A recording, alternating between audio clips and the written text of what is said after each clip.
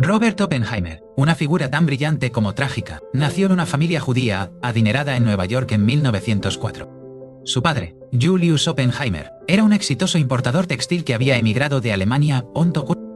La madre de Robert, ella, Friedman, era una pintora y una mujer de gran cultura. Desde niño, Oppenheimer mostró una inteligencia prodigiosa y una curiosidad insaciable por el mundo que lo rodeaba. Le fascinaban los minerales y la poesía, una dualidad que marcaría su vida. Su temprana educación en la Ethical Culture School de Nueva York fomentó su mente inquisitiva. Se graduó como el mejor de su clase y fue aceptado en la Universidad de Harvard. Allí, estudió química, pero su verdadera pasión era la física. Devoraba libros de texto avanzados y se sumergía en la literatura y la filosofía. Después de Harvard, Oppenheimer viajó a Europa, el epicentro de la revolución de la física cuántica. Estudió en el laboratorio Cavendish de Cambridge, bajo la tutela de J.J. Thomson, el descubridor del electrón. Sin embargo, su torpeza en el laboratorio le causó una gran frustración. Se cuenta que incluso dejó una manzana envenenada en el escritorio de su tutor, Patrick Blackett, un acto que casi le cuesta su carrera. Afortunadamente, la intervención de su padre evitó la expulsión. Buscando un ambiente más teórico, se trasladó a la Universidad de Gotinga, en Alemania. Allí, bajo la dirección de Max Born, Oppenheimer encontró su verdadera vocación. Obtuvo su doctorado en 1927 con una brillante tesis sobre la teoría cuántica. En Gotinga, conoció a gigantes de la física como Werner Heisenberg y Niels Bohr. Regresó a Estados Unidos como uno de los pocos físicos teóricos estadounidenses con un profundo conocimiento de la nueva física. Aceptó puestos en la Universidad de California, Berkeley, y en el Instituto de Tecnología de California, Caltech. En Berkeley, creó un centro de renombre mundial para la física teórica. Era un profesor carismático y exigente, conocido por sus seminarios intensos y su estilo de vida bohemio. Sus estudiantes lo apodaron Opie. Durante este tiempo, realizó importantes contribuciones a la astrofísica, la física nuclear y la teoría cuántica de campos. Junto a su estudiante Hartland Schneider, predijo la existencia de lo que hoy conocemos como agujeros negros. También trabajó en la electrodinámica cuántica y la lluvia de rayos cósmicos. La vida personal de Oppenheimer era compleja. Tuvo una tumultuosa relación con Jean Tatlo, una psiquiatra y miembro del Partido Comunista. Su romance intermitente duró años y lo introdujo en círculos de izquierda. En 1940, se casó con Catherine Kitty Puening, una bióloga y excomunista. Tuvieron 2 hijos, Peter y Tony.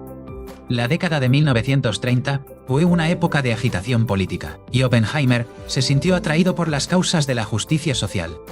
Apoyó a los republicanos en la Guerra Civil Española y se unió a varios grupos de fachada comunista.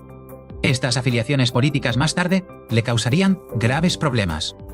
Con el estallido de la Segunda Guerra Mundial y el descubrimiento de la fisión nuclear, el gobierno de Estados Unidos se embarcó en una carrera para construir una bomba atómica. El general Leslie Groves, el jefe militar del proyecto Manhattan, eligió a Oppenheimer como director científico del Laboratorio Secreto de los Álamos. Fue una elección sorprendente, dado el historial de Oppenheimer y su falta de experiencia administrativa. Sin embargo, Groves vio en él una ambición y un impulso inigualables.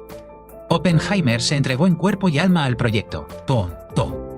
Reclutó a un equipo de los mejores científicos del mundo. En el remoto desierto de Nuevo México, construyeron una ciudad de la nada. El trabajo en los Álamos fue un desafío monumental. Los científicos se enfrentaron a problemas teóricos y de ingeniería sin precedentes. Oppenheimer demostró ser un líder excepcional, capaz de inspirar y coordinar los esfuerzos de mentes brillantes y a menudo egocéntricas. Fomentó un ambiente de colaboración abierta, crucial para el éxito del proyecto. Se debatieron 2 diseños de bomba, uno basado en el uranio 235, Little Boy, y otro en el plutonio 239, Fatma. El diseño de plutonio requería un complejo método de implosión, una de las mayores hazañas de ingeniería del proyecto.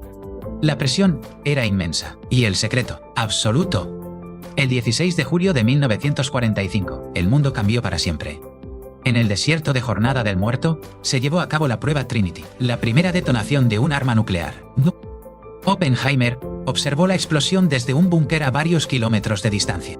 Al ver la bola de fuego cegadora y la nube en forma de hongo, recordó un verso del texto hindú Bhagavad Gita: ahora me he convertido en la muerte, el destructor de mundos. La prueba fue un éxito aterrador. Menos de un mes después, las bombas atómicas fueron lanzadas sobre Hiroshima y Nagasaki. La guerra terminó, pero comenzó una nueva era de miedo nuclear. Después de la guerra, Oppenheimer se convirtió en una celebridad y un portavoz de la ciencia. Fue nombrado director del Instituto de Estudios Avanzados de Princeton. Asesoró al gobierno sobre política nuclear y abogó por el control internacional de las armas atómicas. Sin embargo, su conciencia estaba atormentada. Se opuso firmemente al desarrollo de la bomba de hidrógeno, un arma mucho más poderosa. Esta postura, junto con sus antiguas asociaciones de izquierda, lo convirtió en un objetivo durante la era del macartismo. En 1954, en el apogeo de la Guerra Fría, Oppenheimer fue sometido a una audiencia de seguridad que le despojó de su autorización de seguridad. Fue una humillación pública devastadora. Acusado de ser un riesgo para la seguridad, fue interrogado sobre sus lealtades y su vida personal. Científicos como Edward Teller, el padre de la bomba A, testificaron en su contra. La comunidad científica se dividió. Aunque nunca se demostró que fuera desleal, la audiencia destruyó su carrera en el servicio público. Pasó el resto de su vida en Princeton, dedicado a la ciencia y la reflexión. Oppenheimer murió de cáncer de garganta en 1967. Su legado es profundamente ambiguo. Fue un genio científico que desató un poder terrible. Un patriota que fue perseguido por su propio gobierno. Un hombre complejo, lleno de contradicciones. Su vida es una advertencia sobre la relación entre la ciencia, la política y la moralidad. En 2022, el gobierno de Estados Unidos anuló la decisión de 1954, reconociendo que la audiencia había sido injusta. Fue una rehabilitación póstuma, un reconocimiento tardío de la injusticia sufrida por el padre de la bomba atómica. Su historia sigue fascinando y perturbando, un recordatorio de la capacidad humana, tanto para la creación sublime como para la destrucción inimaginable. La imagen de Oppenheimer, con su sombrero característico y su mirada penetrante, se ha convertido en un icono del siglo XX. Su nombre estará por siempre ligado al amanecer de la era nuclear. La dualidad de su carácter, un esteta amante de la poesía y un pragmático líder de un proyecto de guerra, sigue siendo objeto de estudio. Se dice que podía recitar pasajes enteros de la literatura clásica. Su dominio de múltiples idiomas, incluido el sánscrito, era legendario.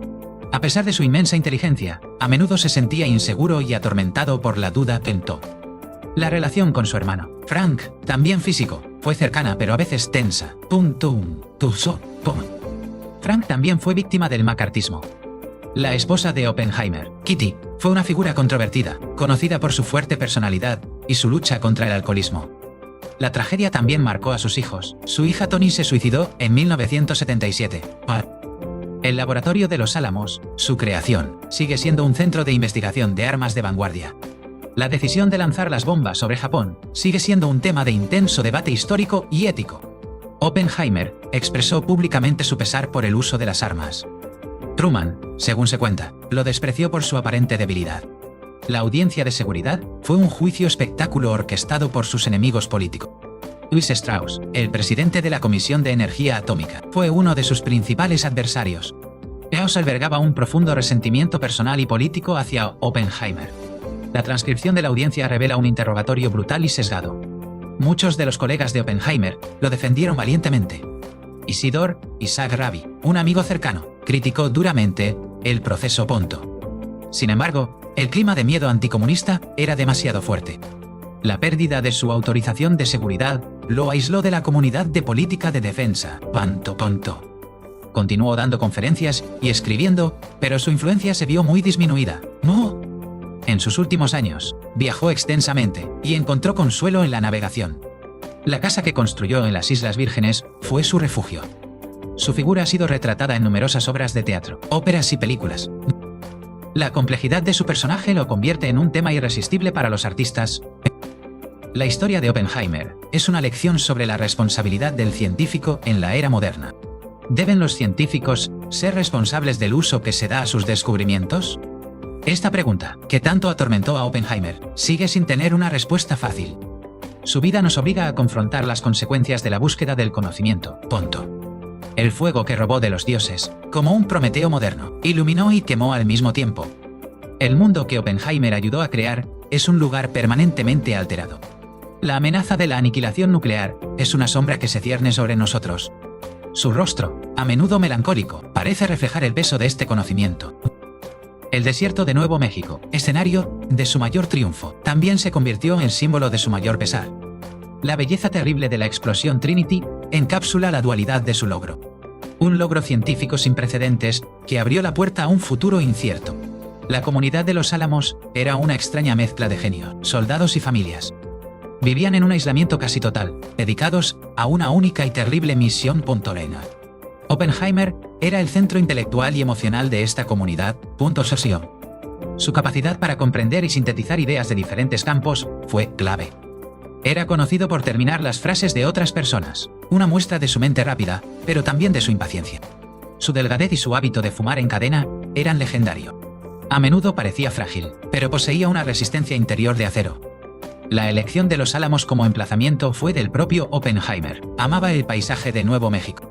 El proyecto costó $2.000 millones, una suma astronómica en la época. El secreto era tan estricto que muchos científicos no sabían el objetivo final de su trabajo hasta el final. La noticia de la destrucción de Hiroshima lo llenó de una mezcla de alivio y horror.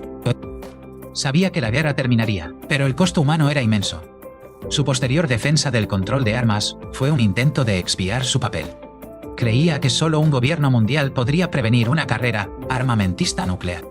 Esta visión idealista chocó con la dura realidad de la política de la Guerra Fría. La anulación de la revocación de su autorización en 2022 fue un acto simbólico, pero importante. Representó una disculpa oficial por una injusticia histórica. La historia de la bomba atómica es una historia de seres humanos falibles tomando decisiones trascendentales. Y en el centro de esa historia se encuentra Robert Oppenheimer, el brillante y atormentado físico que cambió el mundo para siempre. Su legado es una pregunta abierta, una invitación a la reflexión sobre el poder y los límites de la ciencia.